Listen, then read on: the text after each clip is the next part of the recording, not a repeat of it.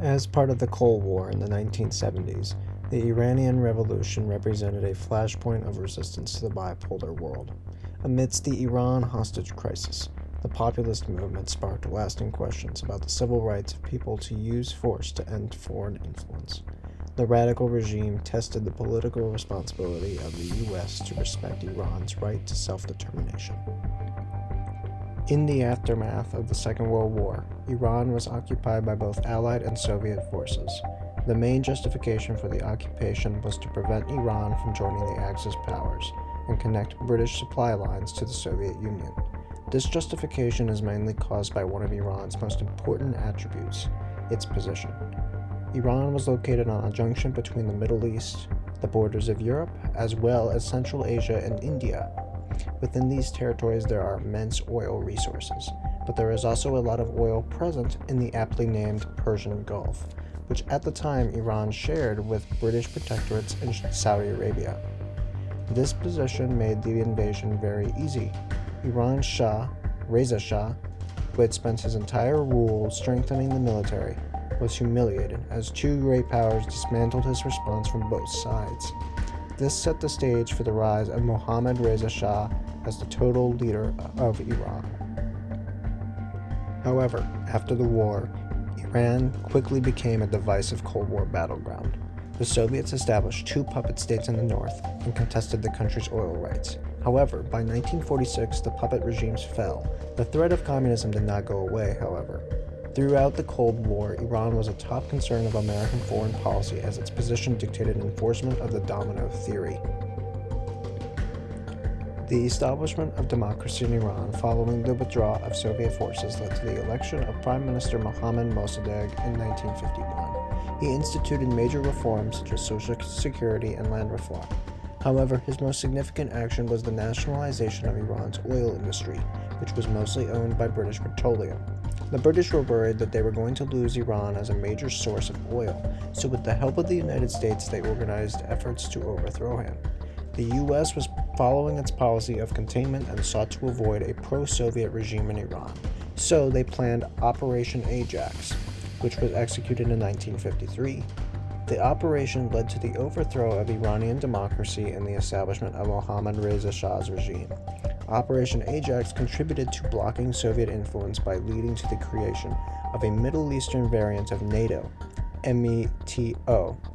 However, these efforts were hampered by the 1958 Iraqi coup d'etat and the rise of Arab nationalism, which brought in a Soviet-friendly Ba'athist regime to Iraq. These coups and covert operations undermined Iran's national security and right to self-determination, and contradicted the U.S.'s fundamental political principles. In 1963, the Shah began a new plan of reform known as the White Revolution. The main goal of the White Revolution was to cement the Shah's power through economic reform. The main programs were the redistribution of wealth to the working class and increased urbanization, weakening Iran's traditional feudal structures. However, the Shah inadvertently bolstered the position of the middle class, the social class that was the most anti-Shah. Because the Shah fervently suppressed leftist and secular movements, the rallying cry for criticism of the Shah centered itself in the mosques, with the Shia cleric Ruhollah Khomeini soon becoming the Shah's most vocal opponent. The White Revolution increased the social awareness of the Iranian people, which led them to question their lack of civil rights. There was a growing religious fervor in the Islamic world following the persistent colonization by Christian Europeans after the First World War. The revival of the Twelver Shiite ideology in Iran specifically led to the growing power of clerics, or imams, who had control of many of the country's social services that cared for the population. This led to the growing prevalence of Twelver Shiism among middle-class Iranians during the White Revolution.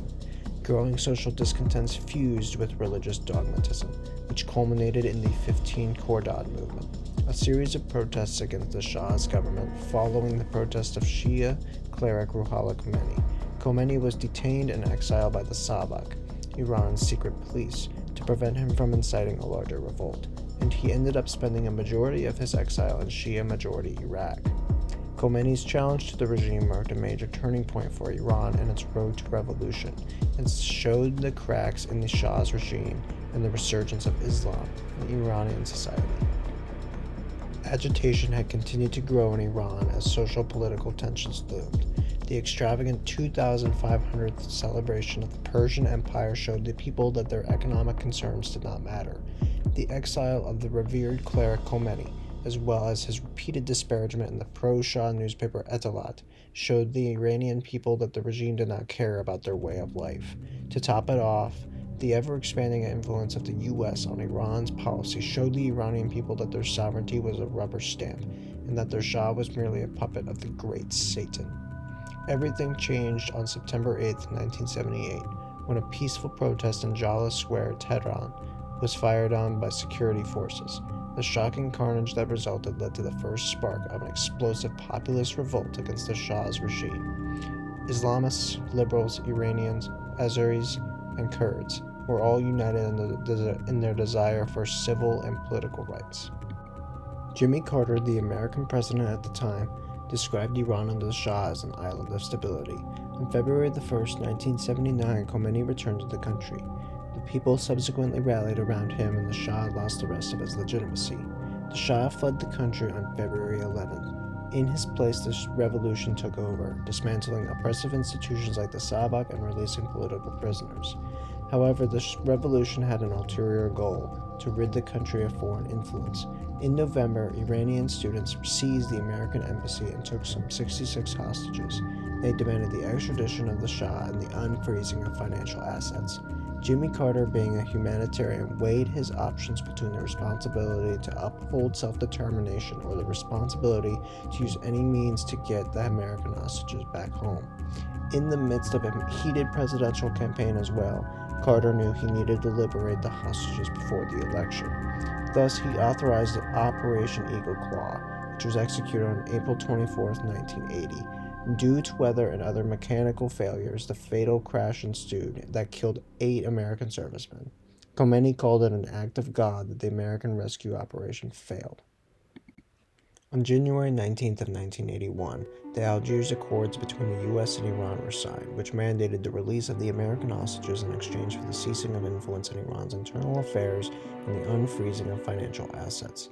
This marked the success of the revolution to secure sovereignty and political rights on the world stage. It represented a major blow to American prestige abroad.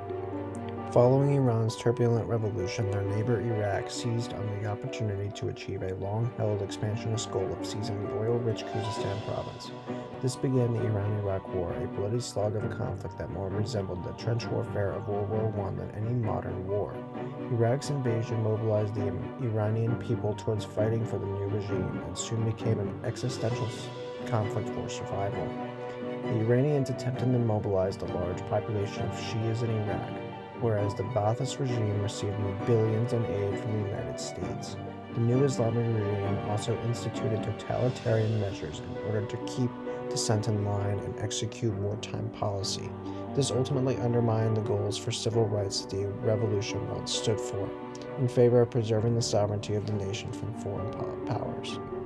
The continuing influence of the United States in Middle Eastern affairs has led to repeated conflicts between Iran and U.S. allies in the region. Iran supported the founding of Hezbollah in 1982 to fight Israel, Iran's most important regional ally. Ideological conflicts between Iran and Saudi Arabia have led to multiple proxy wars in the region, with Syria, Iraq, and Yemen being particular flashpoints of an emerging Islamic Cold War. Attempts to secure the Iranian regime from foreign intervention have also led to the Iranian nuclear program, which has been repeatedly targeted by Israel and led to sanctions from the West. Iranian's position as a pariah state has led it to forge alliances with notable American adversaries such as Russia and North Korea, forcing the United States to reevaluate its position in the Middle East. In recent years, U.S. efforts on Iran have focused on recognizing the regime's self-determination by unfreezing financial assets and working out the Iran nuclear deal. The vigorous debate surrounding the regime's legitimacy continues today as civil and social rights are continuously violated by the Islamic Republic. The Iranian Revolution had massive implications in the Islamic world and the entire world in general, as it proved a developing country could truly stand up to the influence of the bipolar spheres. It showed that the actions and efforts of ordinary people can make a difference in the policies of their nation, and that foreign influence does not determine the nation's ultimate future.